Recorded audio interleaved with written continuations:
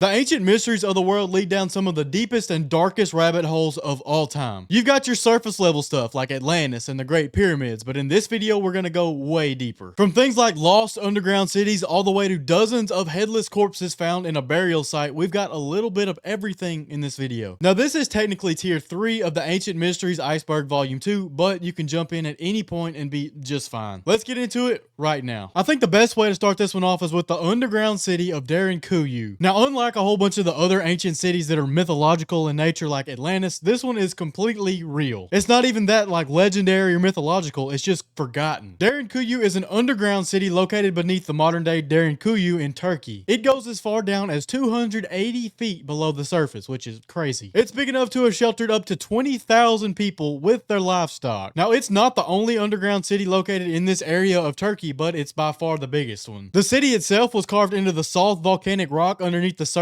of that area. It was probably carved by the Phrygian people in the 8th or 7th century BC. They carved every kind of room you can imagine into this place. They had apartments, stables, wine cellars, chapels, you name it. It's also believed that there's over 600 entrances to this city complex. That's a lot of doors. I guess it's technically kind of like a cave complex. It's also connected to another underground city known as Kaymakli through a tunnel system that spans over 5 miles long. The Phrygian people obviously use this city because they're the ones who carved it, but people after that also did. It was used as a shelter location for the people of the Byzantine Empire during the Arab-Byzantine War. It goes on to be used by Christians of the same nature for like hundreds of years. The last time these things were practically used was in the year 1923, whenever the Christians of that area of the Ottoman Empire were expelled. Well, I don't know if it was Ottoman Empire, it may have just been Turkey, but still. The city was actually found in 1963 whenever a guy went into his house, opened the door, and saw an entrance to who knows what. He started exploring, and it's this whole tunnel system. They started going through the city and opened it up to the public, and now as of 2025, over half the city is accessible to tourists. So I guess if you want to go explore an ancient underground city, go to Turkey. Mysterious stone structures in Saudi Arabia. Now this entry refers to 400 stone structures found in Saudi Arabia. They date back thousands of years, and they actually look like gates from an aerial view. I'll throw a picture on screen here. Basically what they are stone walls. These structures range in size from pretty small to over 500 meters long, which is a lot. There are also structures in Saudi Arabia that look like kites and some that even look like wheels. The thing is, there's a bunch of lava fields in Saudi Arabia from like volcanoes that once erupted or something like that. Maybe not volcanoes that erupted, but lava was flowing and it solidified. Some of these structures date back to 7,000 years ago, and no, they weren't built by anybody. They were natural formations of solidified lava. These things are also known as mustatils, which sounds really similar to Mustafar from Star Wars, right? I just looked into it because I suspected some kind of connection between like a Latin base word or something, because that's what most of our English words are, but I don't think that word's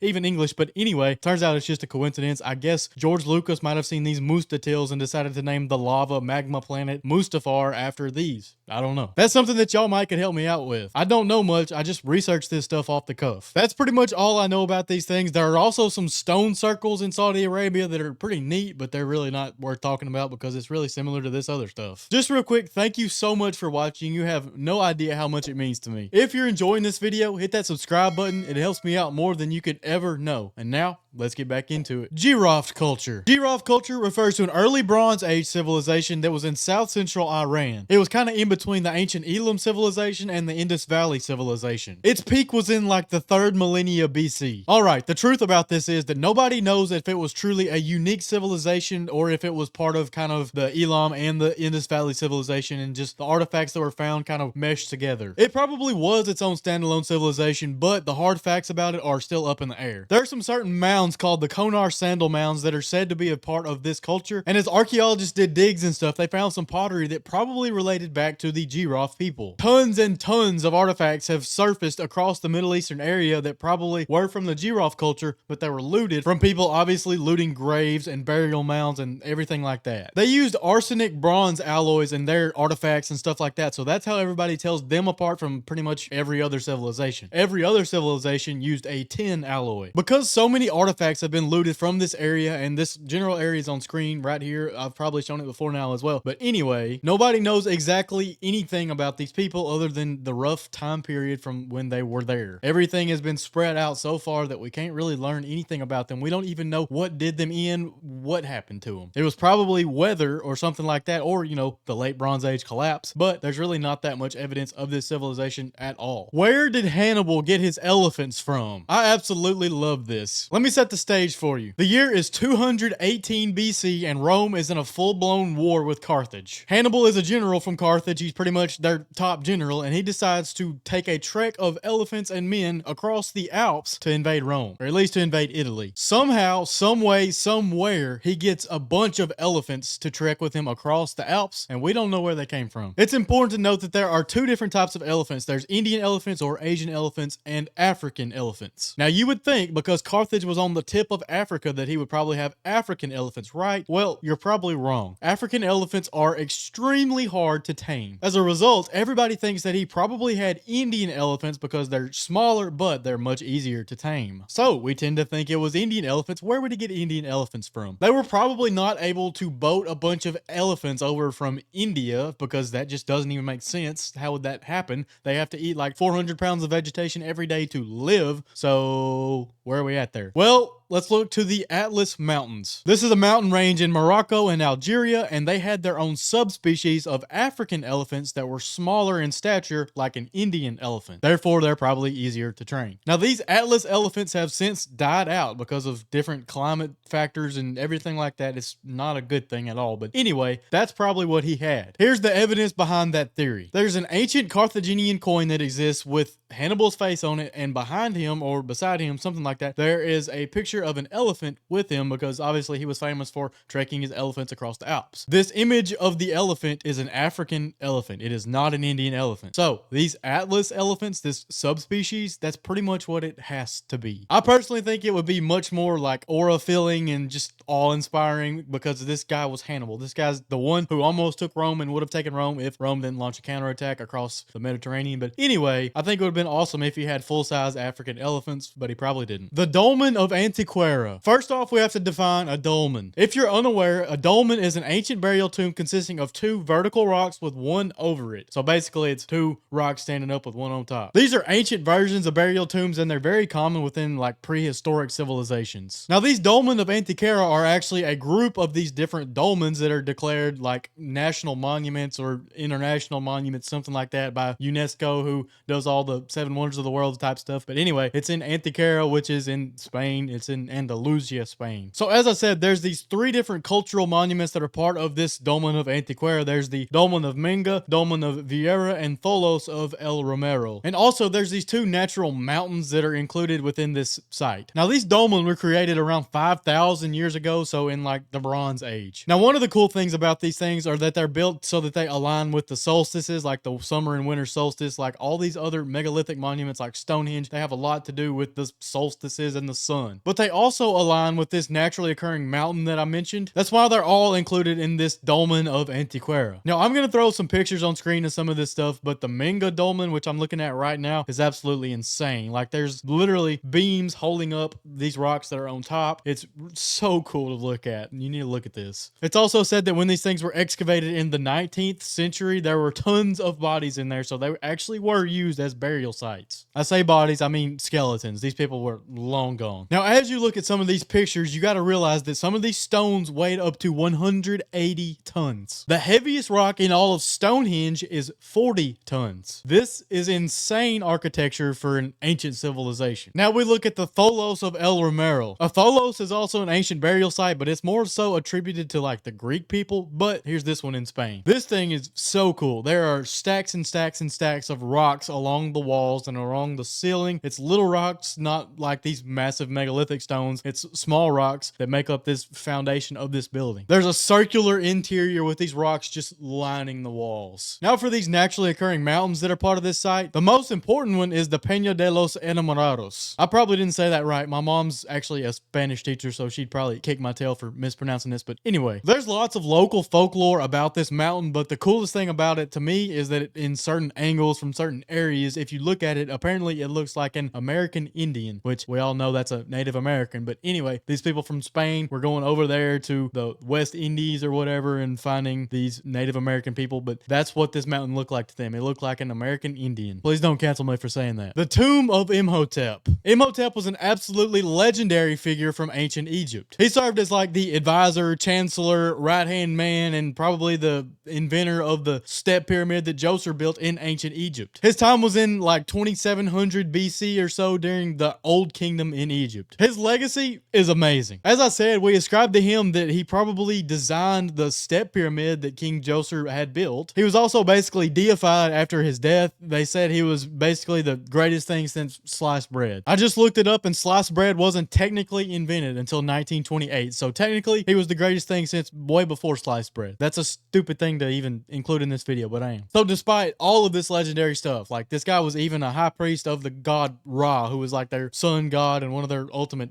deities. Anyway, we have no idea where he was buried. He designed the tomb and the step pyramid of King Djoser, but where's his home? He lived longer than King Djoser. It's basically been proven by different stuff that was written on the tomb of King Djoser himself, and also other tablets that Djoser wrote to him. But anyway, we still don't know where it is. It's well documented that there's a bunch of tombs in the North Saqqara area of Egypt from this time period, so it's likely that his tomb might be there, or it could be somewhere close to King Djoser's himself. Imhotep was obviously part of the royal family, or at least like the elites of the time period, so having him being buried with the pyramid that he actually created and the king that he served would make perfect sense to me. But what do you think? Do you think he was in Saqqara with all these randoms from the time from the Old Kingdom, or was he over here? Who knows? I would love to know, because it's likely that this guy designed his own tomb and everything that he ever designed was amazing. Like that step pyramid literally transcends everything. It's just awesome engineering for the time. So honestly, I really want to find this. I probably never will myself, but maybe somebody will. I feel like I sound like a crackhead or something in this video. I've been having so much energy talking about random stuff. But anyway, let's go to the next one. The Samothrace Temple Complex. This is a Greek temple complex or sanctuary to the great gods. It was located on the island Samothrace, which is in the Thrace region of Greece. This complex was associated with the mystery religion, so like think ancient Greek religion that doesn't really make any sense to us. It was secretive, stuff like that. There's some of the normal Greek gods associated with this religion, but the most important one of all is the Great Mother Goddess. Now, obviously, we know of Great Mother Goddesses from other religions, from other cultures, and this one kind of identifies with that. She is the same across many different ancient religions. So this sanctuary was this mystery religion, but what was the deal with the religion and the actual people that practiced it? Well, they were a cult. As I said, they dedicated the main part of their worship to this Great Mother Goddess and some of the other Greek gods as well, but they weren't really Greek gods, they were Greek goddesses. It was like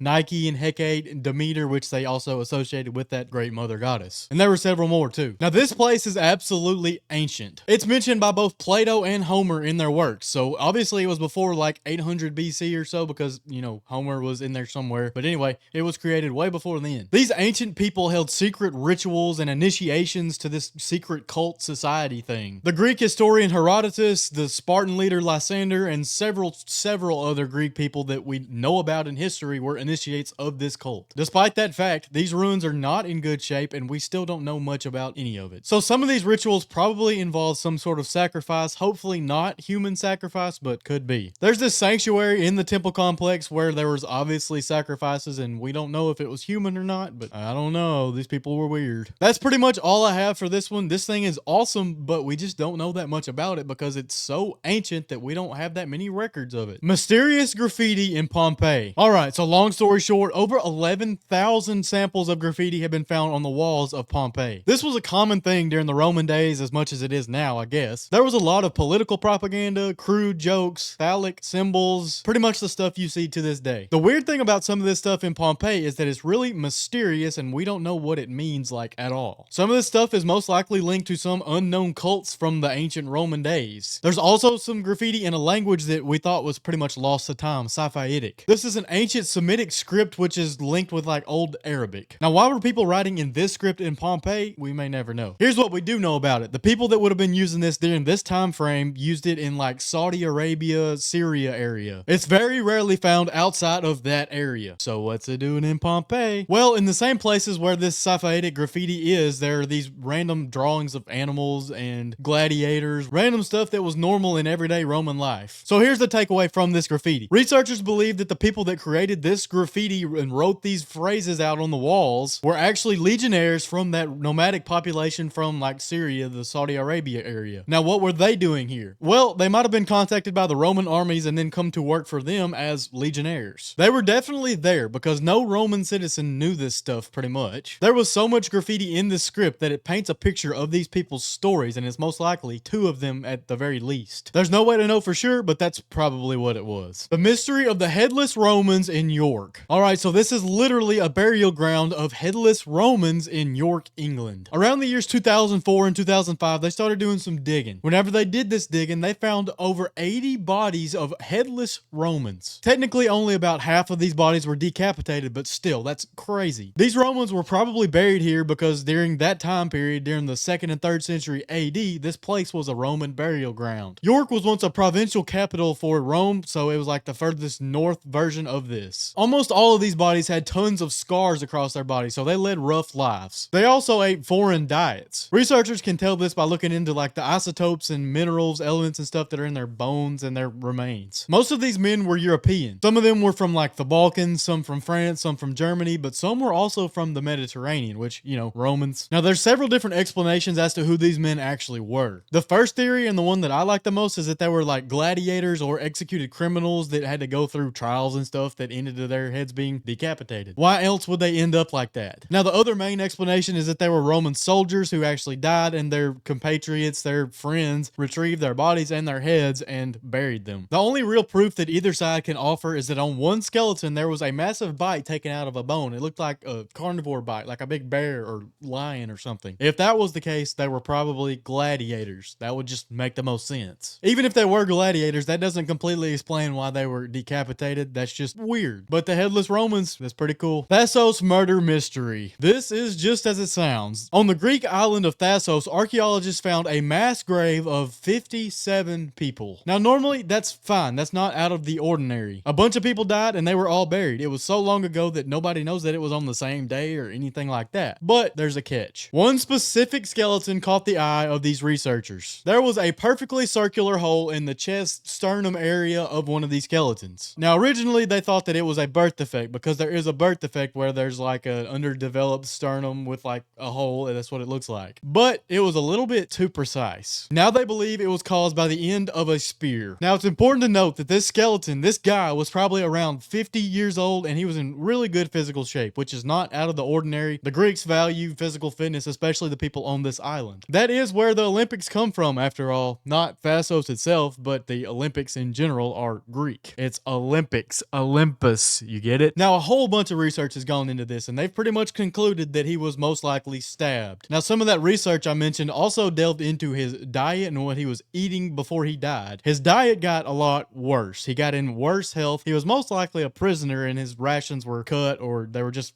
crappy rations in general. The fact that he's buried with 56 other people means that it was probably some sort of execution that happened on him, because that's where they buried prisoners or something like that. That's the best we have. I don't really know. As for the other 56, nothing looks out of the ordinary for them. They're just dead bodies. It could have been something else that we don't even know about, like something linked to an ancient plague or something like that. The fact of the matter is, we really don't know. That's about par for the course here. I don't know anything about anything, and if you've been watching this channel for a while, you know that. Thank you for all the support on this channel. It means more to me than you could ever know. Real quick, I want to say that one of our next videos is going to be a Halloween special because it's October and I'm just in that spooky mood. We're going to cover some creepy, spooky ancient mysteries. I'm going to make this iceberg myself. I've already been working on it, actually. I'm pretty excited for it. If you're excited for it too, let me know down in the comments below. Hit that subscribe button if you enjoyed this video, and click on the video on screen now to watch the complete Ancient Mysteries Iceberg V1. It contains over 3 hours of these ancient mysteries from the volume 1 of this iceberg series, so go ahead and watch that right now if you want to. Until next time, peace.